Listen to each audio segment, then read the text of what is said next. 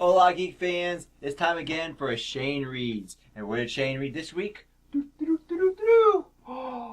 Batman Incorporated, Volume 1, Demon Star. You know the deal by now, folks, and if you don't, I'll tell you right now what the deal is. That Jacob, he gives me the comic book. He says, Shane, read this. We do a segment, so you have no choice. I say, all right, I will. And then we talk about it, and then I give it a rating based on my strange and bizarre medium system, because I'm kind of mediocre on comic books, but don't worry about that. We'll talk about the end. Let's get right to Batman Incorporated Volume 1, Demon Star. Explain this to me, Jake. Alright, so what happens in this book is it's more about Batman and Robin.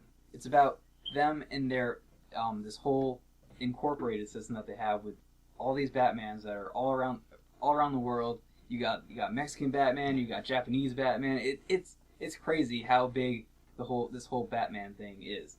And then you get some problems in there with Talia al Ghul being like, I don't want you or my son around anymore, so I'm gonna kill all of you. And so it just goes from there. What did you think about this comic?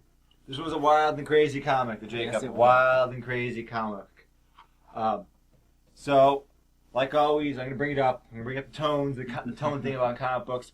I don't like it when comic books are kind of all over the place, where they're trying to be serious, but then they're really campy and ridiculous at the same time. I just wanted to go with one tone. This book, which is there's a part 2, does that. It sticks with a ridiculous tone. I mean, it is so ridiculous at times. Part 2, there's some. Stay tuned for part 2, because there's a couple things I really want to see about part 2. Here's a problem I've had, and this is specifically with Batman, comic book Batman, I've noticed. So, you've given me a number of Batman comic books, and they all seem to have the same problem. There's a force in the city, and it's slowly starting to take over the city, and Batman's city is compromised, and he has to fight the city, and there's like one figurehead that he has to beat. Yeah. Like, I remember as a kid watching the Batman animated series, and that's what happened. Yep. That's what Joker does. Every single That's time. what the mutants do in Dark Knight Rises. That's what the owls do. They keep doing it. Is this how many times he has a storyline, Jacob? It's like Arrow. They just keep doing the same storyline over and over again. So that right there, that's my problem. Like here's it again, and he's got again. He has the Bat family. It's even larger this time, and again, he has the family. He has these people, but he has to do everything by himself. Yeah. What? Why do you have these people then if you want to do everything by yourself? Right? Batman's kind of a dumbass in the comic books. Yes, he is. Right? He's really stubborn. Like, in the movies, they show a little bit of that. But it's believable. It's like, okay, I can understand why you'd be like this. Yeah. But they're taking it to some a ridiculous extreme, and it's difficult to believe it when it's like, so at some point, you will allow your 11-year-old son to tag along, right? That's cool. But at other points, you can't have anybody help you, even if you have like 30 other guys, superheroes, that can back you up. No, I got this. I got to do it on my own. And of course, they ignore you. And they help anyway. Yeah. So right here, Jake. This to me, it's just a story repetitive to me. It's the same story. I'm bored by the story. I was a little bit more excited. I definitely agree. This was definitely a mediocre Batman comic for me, but I never really thought about the whole repetitiveness, because I just go with it. I'm used to it in the comics. So, and then the whole thing with him bringing Damian along, it actually fits in this world. Him bringing a 9-year-old son, his 9-year-old son, into a gunfight. Actually, He's fits. 9-year-old. Oh, I don't know how old he is, but I thought he was 11. But whatever. Yeah, he's around that age. So bring him into like these really dangerous situations. It actually fits in this context, I guess. It does fit. You're right. I'm not complaining about him bringing the kid along. I'm complaining about the fact that he does sometimes, and then other times, no, I can't have anyone helping me. It's like, what? Yeah. That's the continuity. That's the problem where it doesn't make sense. I think... he's too stubborn. Yeah. Batman's too stubborn. He annoys me with his stubbornness. Yes. I think my favorite part about this comic was seeing all the different Batmans.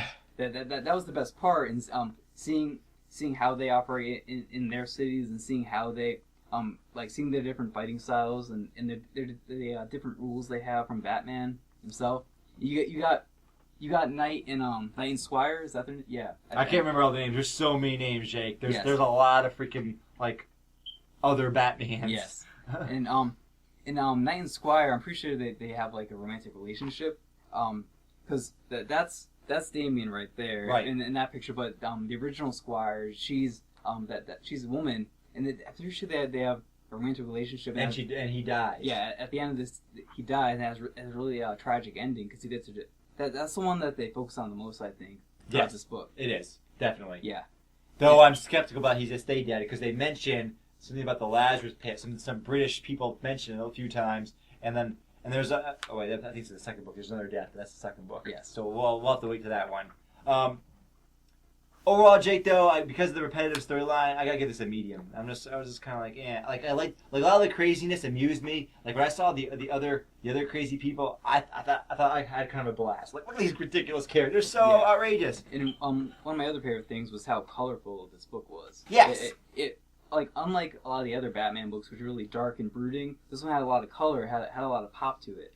The art style actually kind of varied. I noticed. Like early on, there was a.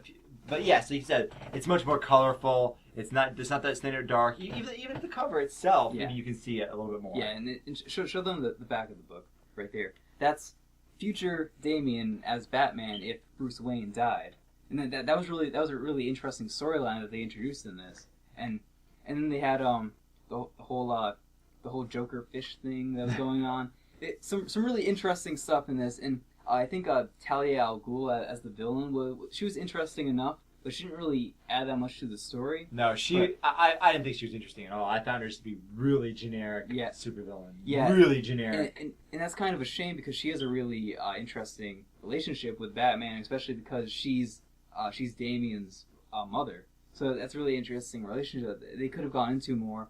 But we're gonna do a review of the second book next, which we got right here. Right here. Yeah. Yep. So stick around for Volume 2, Gotham's Most Wanted. This has been Geeks at the Movies.